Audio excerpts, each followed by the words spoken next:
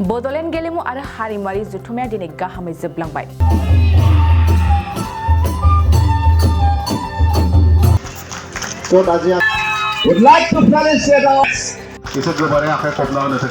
उदालगुरि जिल्लानि सिङाव थानाय भेलगाव गेलेमु लाइमोन गांखं आरो हारिमुआरि बिफानजों लोगोसे बिटिआर सरकारनि बानजायनायाव खुंफुंदों बड'ल गेलेमु आरो हारिमुआरि जथुमा। भेलगाव स्टेडियामाव सानथामनि हाबाफारिजों खुंफुंनाय बड'ल गेलेमु आरो हारिमुआरि जथुमाया दिनै जोबथा हाबाफारिमोन। जर'खायै बे जथुमानि लोब्बाय जोहोलाव नीलेश्वर ब्रह्मनि मुङै बान्था राननाय हाबाफारि लायो आरो बिटिआरनि मावफुं सोद्रोमा डक्टर नीरज स्वर्गियारि दावबासा बर' बिथाङा बाहागो लायो। लोगोसेनो एस फामि ब्रह्मनि नुजाथिनायाव जोहोलाव नीलेश्वर ब्रह्मनि मुङाव बान्थाखौ आजावो रजनी स्वर्गियारि बिथाङा। गावनि नाजानाय आरो खामानि मावनायजों बे बान्थाखौ रजनी स्वर्गियारि बिथाङा आजावनो हायो। मख'नो गोनांदि बड'ल गेलेमु आरो हारिमुआरि जथुमायाव बाहागो लानानै देरहानो हानाय गेलेगिरिफोरनो बान्थाजों लोगोसे फोरमान बिलाइखौबो गथायनाय जायो। खौरांगिरिनि सिगाङाव मावफुं सोद्रोमा दावबासा बर' आरो जोहोलाव नीलेश्वर ब्रह्म बान्था मोननो हानाय रजनी स्वर्गियारिया मा बुंदों फै आबुं बाथ्राखौ मिथिना लानि। थाखाय खुंजानाय बड'ल गेलेमु आरो हारिमुआरि जथुम उदालगुरि जिल्लानि नैबे भेलगाव महकुमानि गेलेग्रा फोथाराव खुंनाय बियो दिनै थुंगिबाय आरो बे थुंगिनाय सानाव जोङो 2022 आरो 23 बोसोरनि थाखाय जोहोलाव नीलेश्वर ब्रह्म बान्था बे बान्थाखौ जोङो जोंनि बर'नि गागि मेथाइ लिरगिरि मेथाइ खनगिरि रेडिअ आर्टिस्ट हारिमु सिबियारि जोंनि बाक्सा जिल्लानि रजनी स्वर्गियारि बिथांनो जोङो बावनाय जाबाय आरो बे बान्थायाव नोगोद 2 लाख रां आरो मान बिलाइ आरो लोगोसे ममेन्ट' मोनसे थायो बेखौ जों बिथांनो बावनाय जाहैबाय आरो बे 2022 आरो 23नि जोहोलाव नीलेश्वर ब्रह्म बान्था बेखौ बिथांनो जोङो गथायनो मोननानै बावनो मोननानै जोबोद गोजोननाय मोनदों। मानो होनना बुङोब्ला सासे गोख्रों आरो सासे हारिमु बिथिङाव गोबां बिहोमा जगायनाय सासे सुबुंखौ जोंनि हारिमु बिफाननि जुरि कमिटिया सायख'नानै होदों। बेनि थाखायनो जों बिथांनो बे बान्थाखौ होनो मोननानै हारिमु बिफाना बिटिसिनि जों जोबोद गोजोननाय मोनदों। आरो दिनै जोङो जोंनि बड'लेण्ड ओनसोलनिफ्राय आगुनि जिफोर गेलेगिरि गोबां नेसनेल इन्टारनेसनेल लेभेलाव गेलेनानै जोंनि ओनसोलखौ मुंदांखा खालामनाय बिथांमोनखौबो जोङो दिनै बेहाय बरायनाय हाबाफारि जोङो लाफानाय जादों।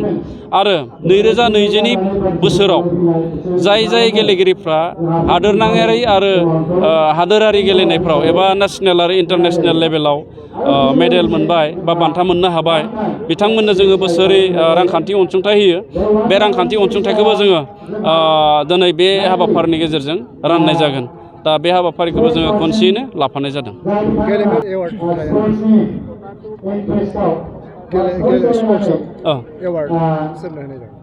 गेलेनायनि बिदि जोङो स्पेसिफिक बिदि एवार्ड गैया। जायफोरा बान्था मोनदों बिथांमोननो जोङो एवार्डखौ होनाय जादों बा बान्थाखौ होनाय जादों। आरो नैबे गेलेमु जथुमाव जायफोरा मेडेल मोनबाय बे मेडेल मोननायखौबो बिथांमोननो बे हाबाफारिनि गेजेरजोंनो जों होनाय जादों। सानथामनि हाबाफारिनि गेजेरजों मा इभेन्टआव गेलेनाया सानथामनि हाबाफारियाव जोंहा दोरोङारि गेलेनाय एबा जायखौ जोङो इन्डिजिनियास गेलेनाय होनना बुङो बे इन्डिजिनियास गेलेनायनि गासिबो आयदाखौ बेवहाय लाफानाय जादों। खमलायनाय बाथा गेलेनाय गिला गेलेनाय दंफां खुनाय दाउब' आथिं थाबायनाय बायदिसिना जि इन्डिजिनियास गेम दङ बेखौ जोङो बादायारि हिसाबै लादों। आरो जोंनि बक्सिं उसु काबादि भलिबल फुटबल गोलाव बारनाय गोजौ बारनाय एबा एथलेटिक्स आरो बे गासैबो इभेन्टखौनो जोङो लाफानानै बे गेलेनायनि जथुमखौ जोङो खालामनाय जादों। आरो बेयाव 1500 गेलेगिरिफोरा बाहागो लादों। बे जोहोलाव नीलेश्वर ब्रह्म बान्थाखौ बिटिआर सरकारनिफ्राय आंनो बे 2023 मायथाइनि थाखाय सायख'दों। बेनि थाखाय आं थोंजोङै बुंनो थांब्ला आं मोजां मोनदों। बे मोजां मोननायनि कारनानो जाहैबाय आङो हारिमु बिथिङाव जेरैबायदि गोजोनबोदोंमोन बे आंनि खामानिफोरखौ आसलते उन नोजोर बोगासिनो दं। मानसिफ्रा नायबोगासिनो दंमोन आरो दिनैनि बे बान्था मोननायनिफ्राय आं बुजिना मोनबाय आंनि खामानिया फेलें जायाखै आरो आङो गुबुन लामाजोंबो जि आं थाङाखै बेखौनो दिनै आंनो निदर्शन हिसाबै दिन्थि हिसाबै बिटिआर गभर्नमेन्टआ आंखौ बे बान्थाजों पुरस्कृत खालामदों बा बावदों आरोखि नोंथांनि जिउआवहाय मेथाइ खननाया रेडिअ' आर्टिस्ट हिसाबै मेथाइ खननाया मा मायथाइयाव जाजेनामोन? आंथ' ओरैनो एलपिनिफ्रायनो खनदोंमोन आरो बेनिफ्राय कलेजावबो आं थोजासे खनदों हाइ स्कुलावबो खनदों आरो बेनिफ्राय इउनिभार्सिटि लेभेलावबो जेन'बा आं खनहैदों दा आङो कलेजाव थानाय समाव 1979 मायथाइयाव आं रेडिअ' आर्टिस्ट जायो आरो बै मायथाइयावनो आङो गनायजानाय मेथाइ लिरगिरि हिसाबैबो आङो गनायजायो। बबे मोनसे मेथाइखौ नोंथाङा गिबिसिन रेडिअ' सेन्टाराव खनजेनामोन? आं खननाय गिबिसिन मेथाइया उत्तम चन्द्र खेरकाटारि आदा उत्तम चन्द्र खेरकाटारिया लिरनाय बे दैमा गाथोनाव मायेसि समायना थिग बिब्दिमोन आरोखि बे मेथाइयानो प्रथममोन।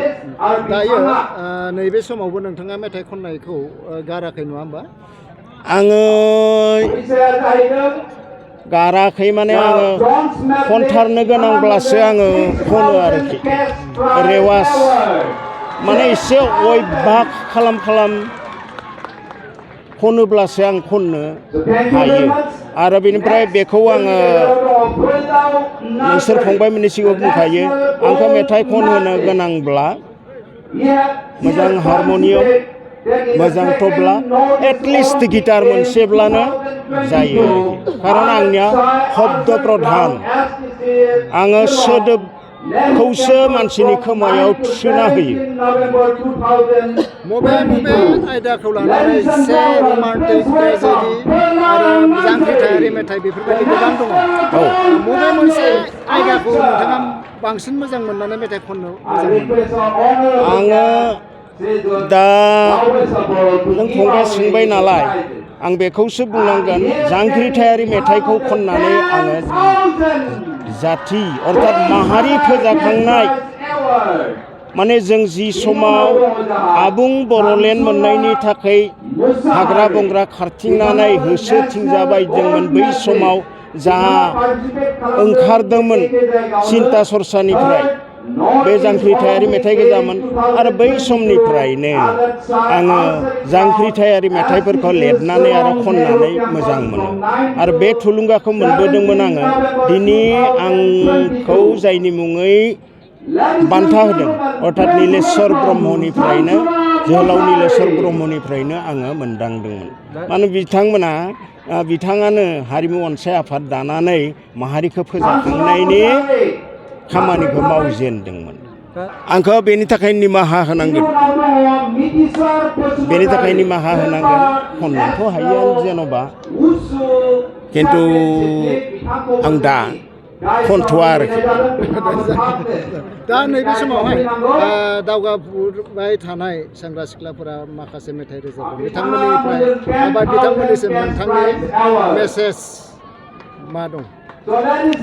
आंनि मेसेज आं दानिनो एसेब्लाबो बुंखाबाय बिथांमोना जाहाथे नों आं बेफोरबादिल' सोदोबखौ लानानै आथिं आखाइल' मोसाहोनो हानाय बादि सोदोबफोरखौ लानानै जाहाथे मेथाइखौ खना बेफोरखौबो नांगौ खिन्थु माहारिखौ फोजाखांनो हानाय माहारियाव जाहाथे माहारिनि मेथाइयाव जाहाथे माहारिनि अस्तित्व एबा आखुथाया नुजाखाङो अरायबो मालायनो जाहाथे जों फोसावनो हायो जोंनि आखुथायखौ दामनायाव देनायाव देंखोआव बेफोर बाथ्राखौ नोजोर बोनानै जाहाथे दानि खनगिरि उन्दै फंबाय बिनानावमोना जाहाथे खामानिखौ मावलाङो बिनि थाखाय आङो बिथांमोनखौ खावलायनाय थाबाय आरोखि।